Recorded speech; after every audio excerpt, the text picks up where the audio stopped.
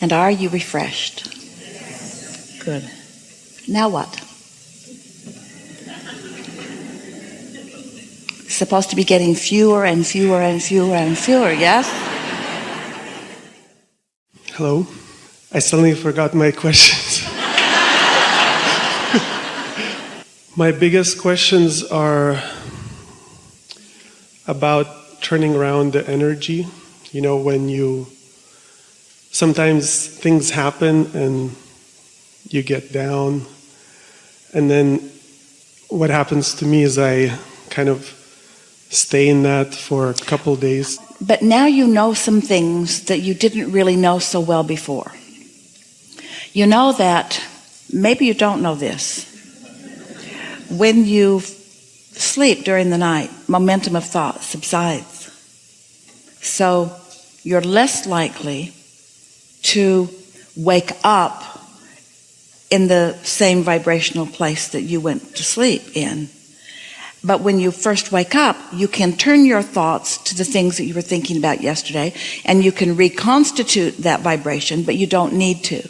So that's your best chance of diluting the energy with something that feels a little better. We used to teach a process that we called pivoting, which said, when you know what you don't want, you know what you do want. And if you catch it early enough about things that you don't have a lot of momentum on, you can switch energy really quickly. Well, it's clear what I don't want. What I do want is this, and this is why I want that. And you can start adding to it. But if it's something that you've been troubled with for a while, or you've been thinking about for a while, the easiest thing is when you wake up just to acknowledge that momentum did subside and that you don't have to think about this right now. And if you can just talk yourself into not thinking about the things that have been troubling you, the momentum of them will get slower and slower and slower until they can effectively become completely inactive in your vibration. Mm-hmm. Trying to think a positive thought to cover up a negative thought usually only makes the negative thought stronger. Have you ever been having a conversation with someone and you're sure you're right and they're sure that they're right, and neither one of you are making any headway with either one of you, with the other one? And so you might as well just not talk, because you can go on and on and on and neither one of you will budge. Well, you kind of have that relationship with yourself. Your desires and your beliefs are sort of like those two people where I want this, but. And so if you can just try a little bit not to keep the resistant part active, in time it won't be active. A belief is just a thought you continue to think. That's all. Yeah, and also I think from upbringing and conditioning, I think of the life as kind of a life of obligations. You know. We know. We want to say, while you're saying that, we want to go blah blah blah blah blah blah blah blah blah blah blah blah blah blah blah blah, because every word you speak about that just locks you in to some, not all, some beliefs that are not serving you. Everybody has some of that. We talked about that earlier. You observe it, which causes you to offer a vibration, which causes you to attract more of it, which makes you say, now I believe it. And now you believe it, you attract more of it, and now you believe it more. Esther argued with us, but it's true. It's true, Abraham, it's true. So how can you ask me not to focus upon something that is true? And we say, we're asking you to focus upon things that feel good.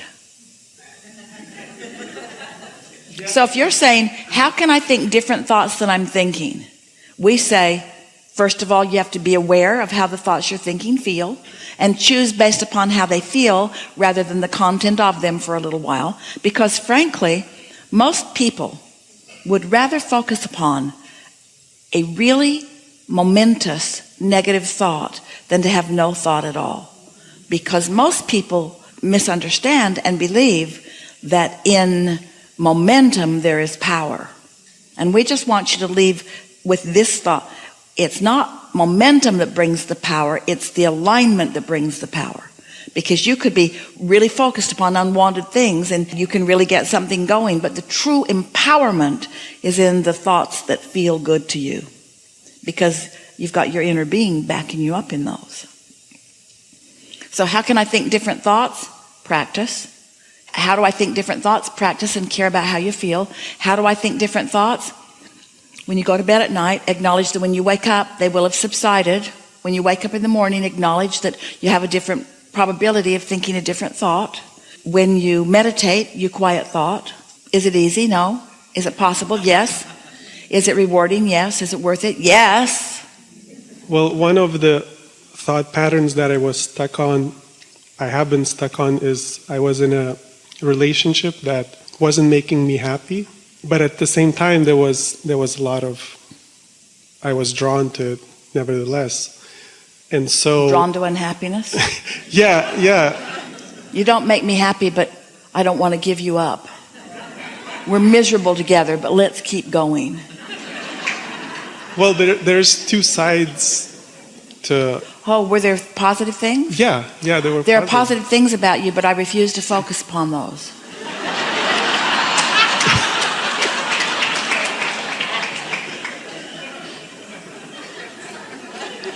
Until you're gone, and now I have to focus upon them to make myself feel better about not being with you. Well, so I'm like 8 months out of it. No, you're not. You're not out of it. So it's almost like it was just yesterday. Yeah, it is. It is. Because you've kept it active in your vibration as if it is yesterday. Yeah. Well, don't do that. I don't know how to stop. So, what would you guess? Well, I think... Could you find something else to think about? Yes, but I think it hinges on the belief that only one specific person can make you happy, and I have to change that belief. Well, if you believe that only one specific person can make you happy and that person's gone, then you're in deep doo-doo. And you know why that thought feels so awful? Is because it's a ridiculous, stupid thought.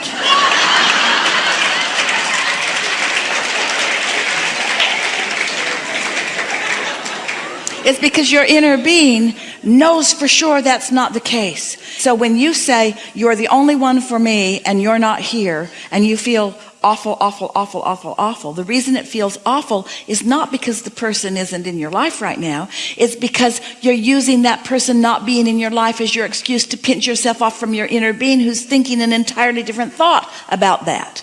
When we say the world is awash in money, the world is awash in partners for you. They're everywhere.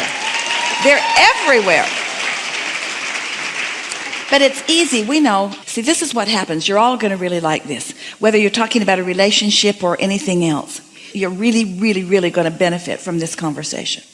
So, when you don't really know about law of attraction and you're not really clear about the receptive mode, and so you haven't really been deliberately tuning in and receiving the benefit of being tuned in, tapped in, turned on. So you haven't used the leverage of connection to create.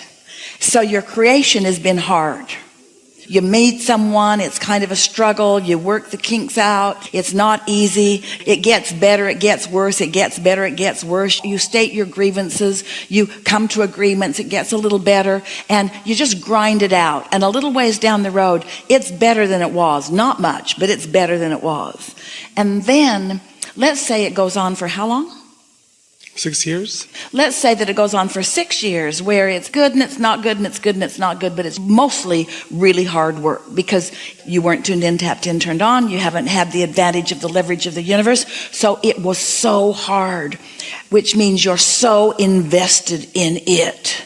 So I don't want to start over again. 6 years of hardship. I want that to pay off for me. So can't I just resurrect this relationship, and can't we just pick up from the not so horrible place that we ended up? So we have a story to tell you. Isn't that sort of how it goes? I don't want to start over again. This was miserable, and it's not quite as miserable now as it has been. So I don't want to give up all the gain that I made. That's not a very good reason to stay in a relationship.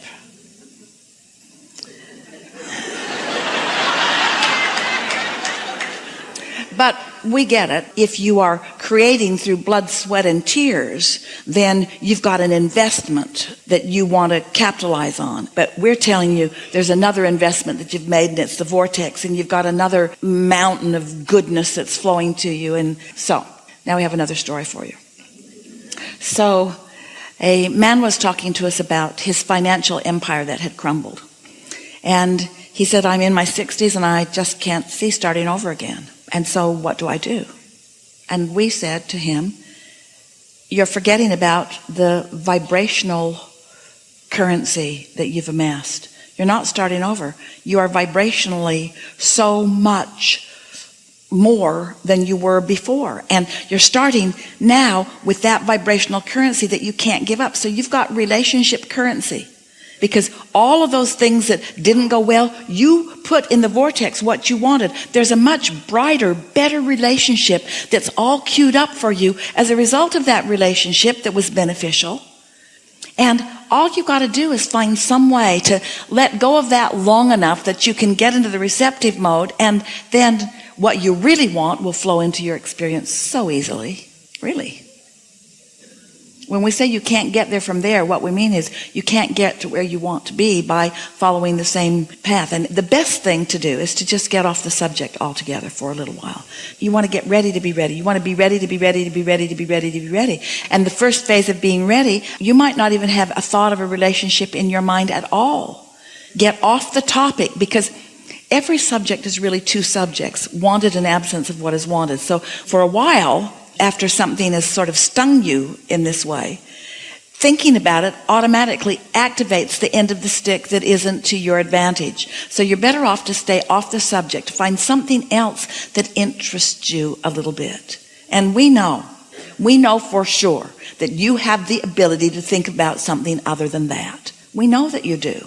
You have the ability to think about something other than that. Your inner being is queuing up things for you all the time, all the time, all the time, all the time, all the time, all the time.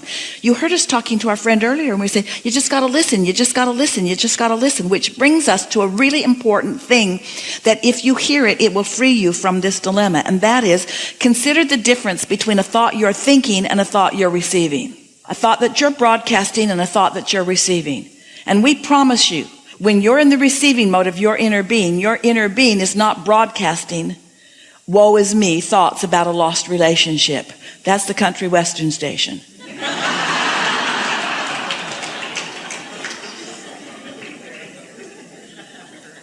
Your inner being is broadcasting what a beautiful day it is, and how magnificent your body is, and how good to be alive it is, and how many magnificent things there are in this world, and how many wonderful things there are to think about. And your inner being is broadcasting so much remarkably wonderful stuff for you to receive. Your inner being is not saying, it will get better, don't worry about this. Your inner being's not saying any of that. And when you tiptoe into that arena, then you sacrifice your connection, and that's why you feel bad. So we can say to you unequivocally, you're not feeling the loss of a relationship, you're feeling the loss of your inner being and blaming it on that.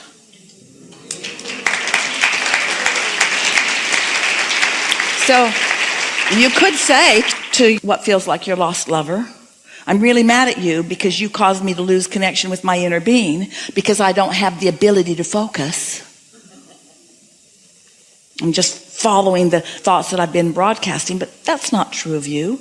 You have the ability to focus. You focus really well. In fact, that's sort of what your dilemma is. You're like a dog on a bone. You get hold of something and you just think it and think it and think it and think it and think it. And that's why we want you to think about not thinking. So I want you to think about receiving. And we've had some really good conversations here today about what the receiving mode is and how to get into the receiving mode and what the benefits of being in the receiving mode are. Yes? There are so many people that have had so much lost love that there is a very powerful river, stream of consciousness that's flowing that's easy to tap into. So much so that when you get hold of a little piece of it, you can feel so much worse than this relationship is worth. Because you just get tapped into all lost love. But why do that?